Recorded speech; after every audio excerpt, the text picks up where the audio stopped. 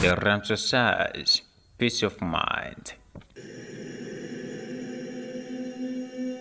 Karibu kwenye The Ramsesize, Peace of Mind, na leo nitakwenda kusimulia hadithi nzuri, hadithi itwayo Usiku wa Laana, simulizi ya kutisha.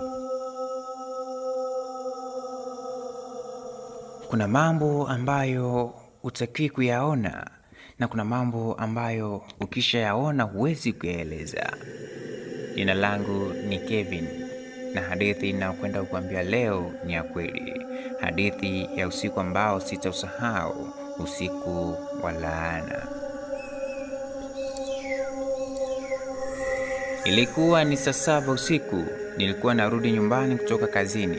Barabara ilikuwa kimya sana, upepo ukivuma polepole na taa za barabarani zikitoa mwanga hafifu.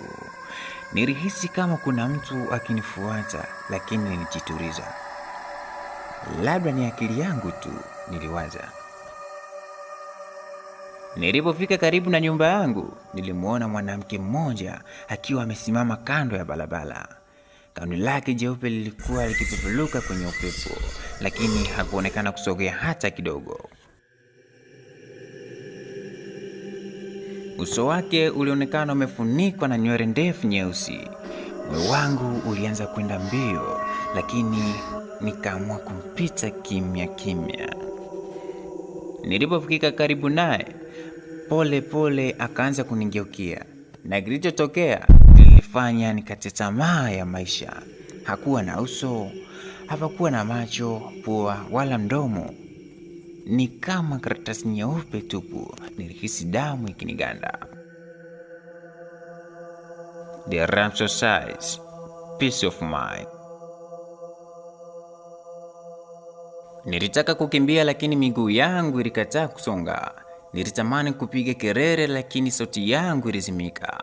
Na kabla sijafanya chochote, mwanamke yule alizungumza kwa sauti nzito ya kutisha iliyokuwa na mawimbi mazito, akiwa anasema, "Unaniona sasa, lakini ndasubiri mrefu utakuwepo tena."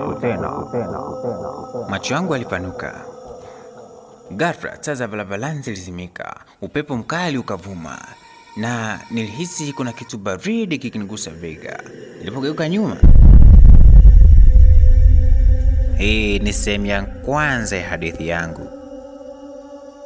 Unadhani Kevin ataweza kupona? Je, mwanamke huyu ni nani? Na je, hii ni ndoto au ni kweli? Kama unataka sehemu ya pili, acha like, subscribe na comment. Na usisahau usiku mwingine unaweza kuwa ni wewe. Asante. The Ramsesize, Peace of Mind.